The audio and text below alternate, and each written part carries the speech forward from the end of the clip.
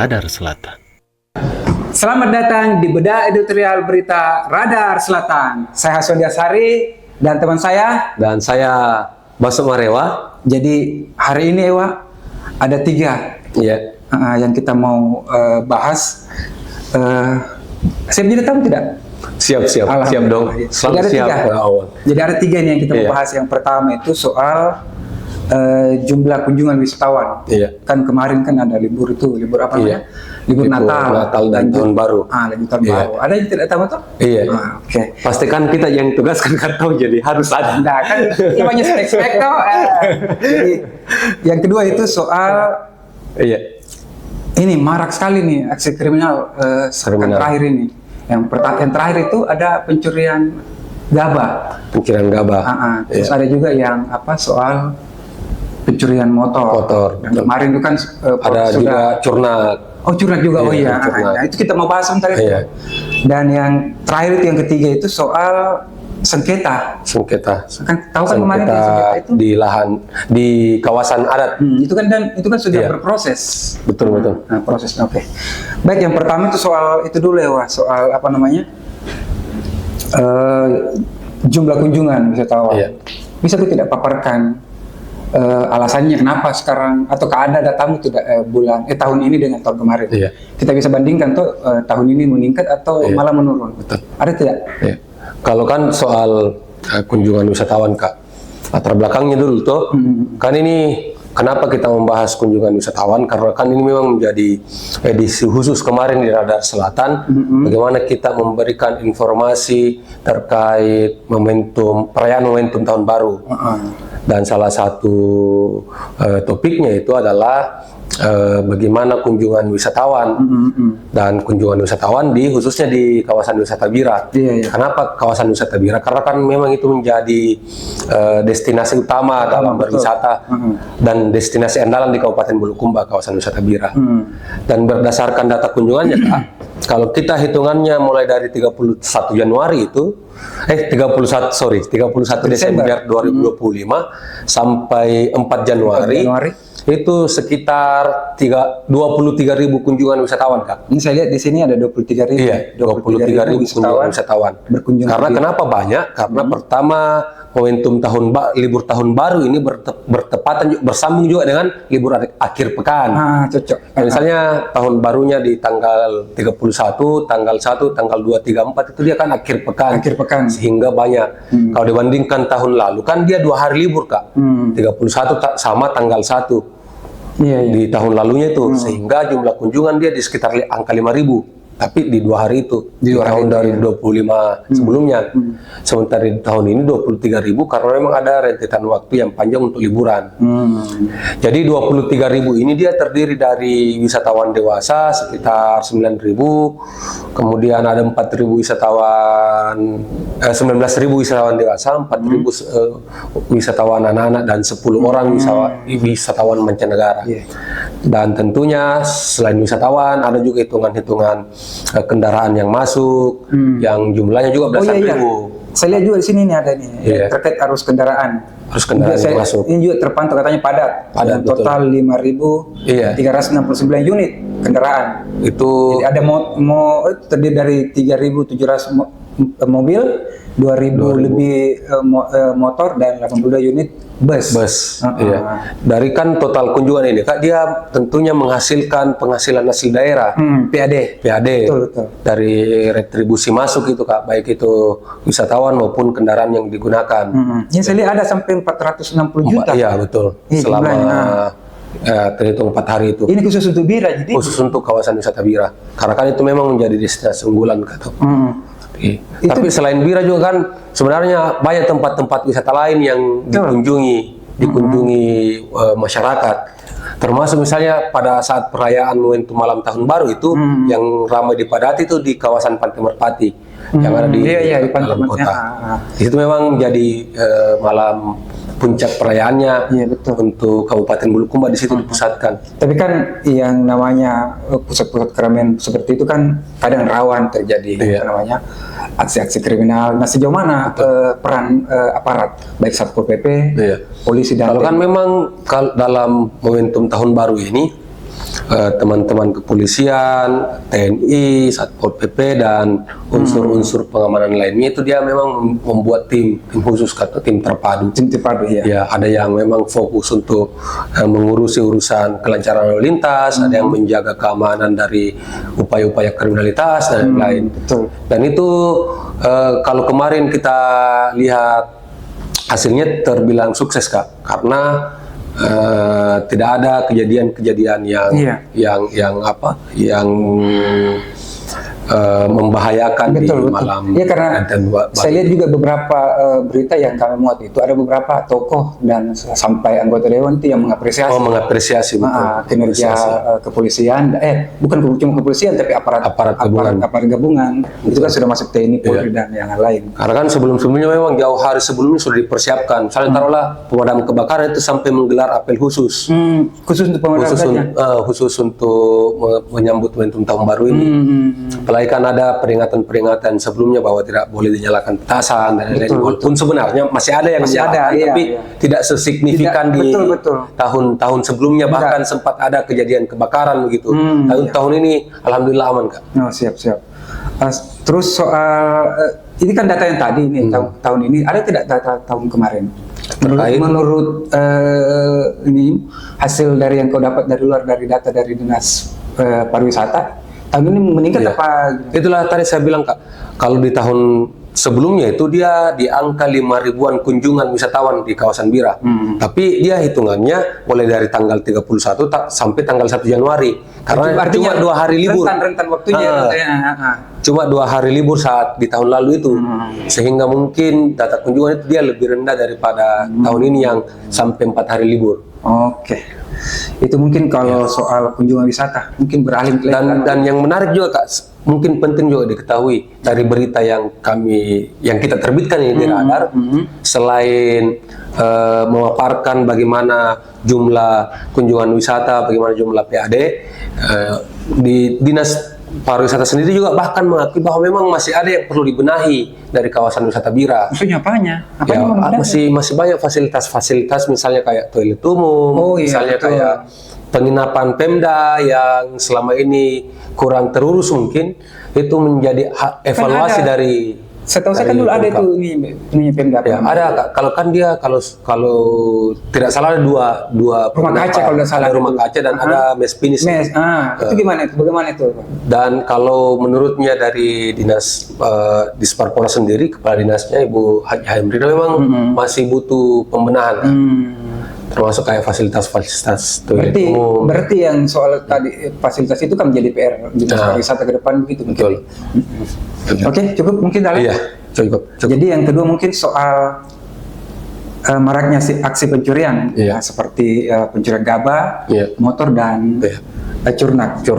Nah, di beberapa hari lalu Polres kan sudah menggelar konferensi pers, betul. Semua teman-teman wartawan hadir. Apa sih yang menjadi penyebab utama sehingga mereka ini terduga pelaku ini melakukan aksi-aksi yang seperti saya sebutkan tadi? Jadi kalau untuk kasus pekan pertama ini Kak, kasus pencurian kendaraan, kendaraan bermotor. Ini ada 2 remaja ini.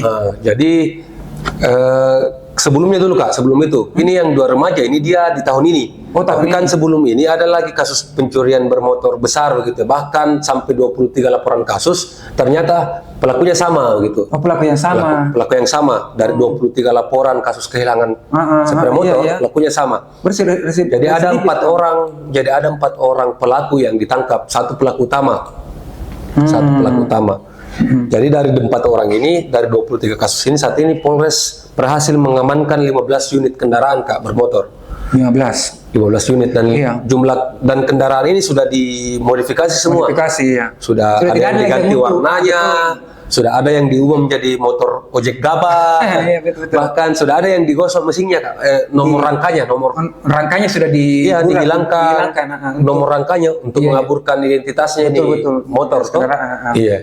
Di sini anak di bawah umur tidak pelakunya enggak ya? Bukankah ini yang di kasus besar ini?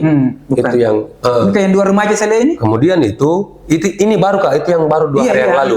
Betul. Kemudian di tahun ini lagi baru beberapa hari memasuki tahun 2026 kembali lagi Polres menangkap 2 orang pelaku, tapi di kasus laporan yang berbeda. Jadi kemarin Polres mengamankan 2 anak masih di bawah umur. Ada usia 17 tahun dan 16 tahun. Kebetulan dia berasal dari Kecamatan Bontutiro. Bontutiro, ya saya lihat datanya Bontutiro. Berdasarkan aduan warga, ternyata dia diamankan karena aduan pencurian kendaraan bermotor itu. Itu Kak. Kalau untuk kasus terbaru, tapi kan yang menarik menurut saya di sini kayak itu tadi rentetan kejadian kriminal yang terjadi di akhir tahun sampai di awal tahun. Itu yang saya bilang tadi, di akhir tahun kemarin di 2025 Polres berhasil mengungkap itu 23 kasus pencurian. 23 kasus pencurian dari sekelompok tersangka gitu. Di 23 TKP yang berbeda. Kan kemarin ini sebelum konferensi pers kan pihak dari Reskrim sudah ada pajang itu motor-motor. Kalau salah di 15. Nah itu 15 itu sudah ada tuannya, tidak ada pemiliknya. Sudah diambil masing-masing atau bagaimana? Tidak, kan sementara dalam proses pendalaman kasus tuh, sehingga motor ini masih menjadi barang bukti. Masih. Jadi misalnya kalau kan ini dari berbagai macam laporan. Iya, betul. Jadi misalnya laporannya dia di Polsek Kajang atau laporannya di Polsek Gantarang. Jadi barang buktinya dikembalikan ke sana. Ke tempat ininya masing-masing. Cuma apakah sudah ada pemiliknya? Sudah ada beberapa masyarakat yang datang yang pernah kehilangan kendaraan, yang datang mengecek kendaraannya ini dan merasa pemilik kendaraan tentunya dengan bukti-bukti pasti ya, betul, dengan bukti surat kepemilikan. Terus yang selain motor Polres juga berhasil mengungkap kasus curnak. Jadi ada belasan kasus belasan ekor barang bukti yang diamankan, dan ini juga merupakan jejaring. Dia sindikat curnak, jadi sudah ditangkap juga pelaku utamanya. Dan sekarang sudah berproses. Sudah berproses juga. Terakhir ini soal yang lucu nih gabah. Maksudnya bagaimana caranya mencuri gabah itu? Jadi dia memang ternyata spesialis Kak. Nah, maksudnya spesialis. Dia spesialis, jadi dia memang sasarannya gabah. Dia khusus mencuri hasil bumi memang. Kalau musim gabah ya gabah lagi. Gitu ya. Kalau mungkin musim cengkeh, bisa jadi cengkeh. Tapi kan yang LP yang masih gabah. Tapi bisa jadi mungkin nanti ada laporan lagi. Laporan lain, pernah juga kehilangan cengkeh misalnya. Gitu. Berarti ini pelaku musiman. Musiman ya dia. Kalau musim rambutan mungkin juga bisa jadi rambutan juga. Iya. Lucu ini. Iya. Jadi kalau itu mungkin cukup soal kriminal. Itu soal kriminal kawan-kawan. Jadi ada beberapa terakhir kenapa kita penting untuk mendiskusikan ini, karena ini biar mengimbau juga kepada masyarakat agar meningkatkan kewaspadaan. Bahwa hati-hati kayak orang yang sekitar tak apa ke dia gini. Kalau apalagi bahasanya Bang Napi itu kayak apa namanya lagi itu? Ada bukan saja kalau ada keinginan, tapi kalau ada juga kesempatan. Betul. Tidak ada niat Bluetooth ada apa? Biasa tidak ada niatnya, tapi karena ada kesempatan. Kadang dan rata-rata begitu Kak. Misalnya kayak kasus pencurian motor ini, rata-rata motor yang dicuri adalah motor yang tidak terkunci stangka. Tidak dikunci leher istilah orang sini. Makanya pelaku pencurian yang ditangkap ini dia tidak menggunakan kunci T saat beraksi. Kunci apa? Kunci L? Tidak Kak, dia otak-atik gitu kabelnya. Oh iya, sensor-sensornya. Kabelnya dia main itu kabelnya sampai. Iya, kan sekarang kan motor-motor sekarang kan sudah pakai sensor. Kalau istilah kita kontak langsung. Kontak langsung jadi nggak pakai kunci. Kayak masuk kapan? Tidak. Nah, jadi cuma kan dari hasil wawancara. Hasil investigasi. Ya begitu. Kalau saya nggak kriminal lain. Kriminal lain. Bukan pencuri. Betul. Menarik mungkin dibahas soal itu, tapi kan ada juga bahan-bahan lain tadi ini. Betul. Yang terakhir ini soal sengketa lahan. Iya. Nah, sengketa lahannya ini parahnya lagi di kawasan adat ini, Pak. Iya. Kawasan adat andalannya lagi di Matoa. Iya. Nah, sekarang ini sudah berproses di pengadilan. Kemarin itu sudah masuk di proses apa itu kemarin? Kesimpulan pembacaan kesimpulan. Bisa tidak ceritakan bagaimana awalnya nih Kak? Soal jadi kalau misalnya kalau kita lihat dari tanggal gugatannya nih Kak, kan ini yang pihak penggugat ini memasukkan gugatannya sebenarnya sudah terjadi di pertengahan tahun 2025 lalu ini, Kak. Dan sampai hari ini sudah berproses di pengadilan, dan kemarin dia pembacaan kesimpulan dari masing-masing pihak, baik itu tergugat maupun yang penggugat. Jadi kasusnya ini, Kak, pihak penggugat dalam hal ini dia keluar anaknya almarhum Baco namanya, Kak. Baco. Jadi anak-anaknya ini menggugat Putu Palasa ini Matoa. Jadi yang dia gugat ini adalah lahan. Jadi ada lahan di desa Patiruang, tapi dia masih masuk dalam kawasan adat. Ya, pengaruh adat di situ itu masih masuk dalam itu. Dia gugat lahan itu, dia klaim bahwa ini lahan saya gitu, lahan saya dengan bukti kepemilikannya dia begitu. Bukti ada kalau yang diajukan dalam gugatan ada PBB, SPPT tanah, itu bukti itu diajukan luasnya 17.000 meter persegi. Kalau 17.000 meter berarti dia 1,7 hektar. 1,7 hektar. Cuma klaimnya ini kalau dia mengklaim ternyata berdasarkan pembelaannya kalau dari pihak Amatua ternyata klaimnya ini warga yang menggugat ini dia masuk dalam kawasan hutan adat.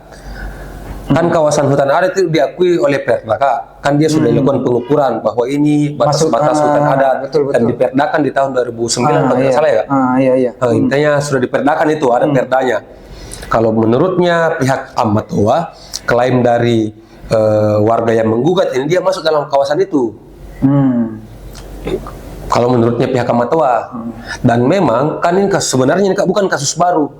Ternyata dia sudah terjadi juga sengketa di tahun-tahun sebelumnya. Kalau berdasarkan dengan objek yang sama tapi dengan perselisihan yang berbeda. Maksudnya? Kalau sebelumnya sempat ini di pihak penggugat hari ini dia sempat dituding melakukan penyerobotan lahan kawasan Amatua. Dan itu sempat ada putusan ingkrah menyatakan bahwa dia memang melakukan penyerobotan. Namun hari ini kan sebelumnya dia adalah kasus pidana, Kak. Sebelum di tahun 2012 itu. Hari ini yang diajukan adalah kasus perdata. Karena dia mengklaim bahwa tidak, saya punya bukti kepemilikan. Dia menyatakan bahwa ini adalah lahan saya seluas 1,7 hektar itu. Tapi itu dibantahkan oleh pihaknya Matoya sebagai pihak tergugat. Mengatakan tidak. Kalau kalau pegangannya adalah perda adat, dia masuk dalam kawasan adat. Dia masuk dalam kawasan adat. Dan pihak Pemkab juga, Kak, sempat juga mengajukan diri sebagai pihak terkait karena dia sebenarnya cuma gugatan itu ditolak oleh hakim. Pengajuan Pemkab sebagai pihak terkait itu ditolak. Tapi perannya Pemkab mungkin di sini dia hanya memberikan kesaksian saja. Oke, menarik itu. Iya. Tapi dan memang sebenarnya, Kak, kenapa ini penting? Karena memang ini menjadi, kalau bagi saya melihat ini menjadi tanggung jawab moral bagi masyarakat Bulukumba untuk mempertahankan kawasan hutan adat ini. Karena pertama ini menjadi kebanggaan juga bagi kita, karena ini sudah sangat jarang, Kak, gitu, kawasan hutan adat di Sulawesi Selatan. Salah satunya adanya di Kabupaten Bulukumba yang skemanya memang jelas, dia skema hutan adat. Dan ini Kajang diakui sebagai salah satu penjaga hutan, bahkan ada liputan dari IDN kalau IDN yang menyatakan bahwa Kajang ini adalah penjaga hutan terbaik di dunia. Kenapa demikian, Kak? Karena kan memang ternyata kan ini hari ini kita apalagi namanya, hari ini ada banyak sekali isu-isu deforestasi atau banyak isu penebangan liar, isu-isu lingkungan, dan ternyata yang paling terpelihara hutannya adalah hutan adat. Dia bukan didasarkan karena kesadaran rasional, tetapi dia adalah pegangan adat yang membuat hutan itu tetap lestari gitu. Dalam artian kan banyak orang yang di luar sana mengaku paling rasional, mengaku paling modern, tapi di sisi lain dia tidak mampu membangun relasi yang baik dengan alamnya. Berbeda halnya dengan yang di suku Kajang. Dia dengan kesahajaan yang dimiliki, dengan kesederhanaan yang dimiliki, dengan kesadaran lokal, ataukah kita bahasakan sebagai local wisdom yang dimiliki, justru dia yang mampu menjaga hutan itu tetap lestari. Dan bahkan kalau datanya di seluruh dunia, Kak, memang masyarakat adat ini yang punya andil terbesar dalam menahan laju deforestasi, Kak. Deforestasi ataukah laju pembuatan liar. Siap. Iya. Menarik sebetulnya nih kalau Mbak Sukmarewa ini yang bahas soal soal lingkungan. Coba jadi aktivis lingkungan. Tidak. Kan berkat penugasan yang diberikan Kato, akhirnya berkembang dari ketemu narasumber. Tanya akhirnya dari yang tadi kita tidak tahu jadi tahu dan semakin tertantang untuk mencari tahu lebih jauh lagi, Kak. Cocok. Iya. Saya pernah, ada yang senior pernah bilang, Kak, jadi wartawan itu seperti bebek. Maksudnya? Bisa berenang tapi tidak sejago ikan, bisa terbang tapi tidak sejago burung. Karena dia tahu semua. Kita harus tahu semua, misalnya soal lingkungan kita harus paham, soal hukum kita minimal tahu, walaupun kita bukan ahlinya begitu, tapi minimal tahu. Setidaknya tahu dari luar-luarnya. Iya, betul. Nanti pilih dari dalamnya. Namanya investigasi. Iya, investigasi, betul. Oke. Cukup mungkin nih, Wadi, kami hari ini. 3. Dan tentunya pasti akan kembali terus lagi untuk membahas berita-berita terupdate Radar Selatan. Terupdate, terpopuler, dan terpercaya. Keren. Oke. Selamat siang. Selamat berjumpa lagi di kesempatan berikutnya. Saya Hasan Dasari. Dan saya Baso Marewa. Radar Selatan is the best. Kurang bagus gitu deh.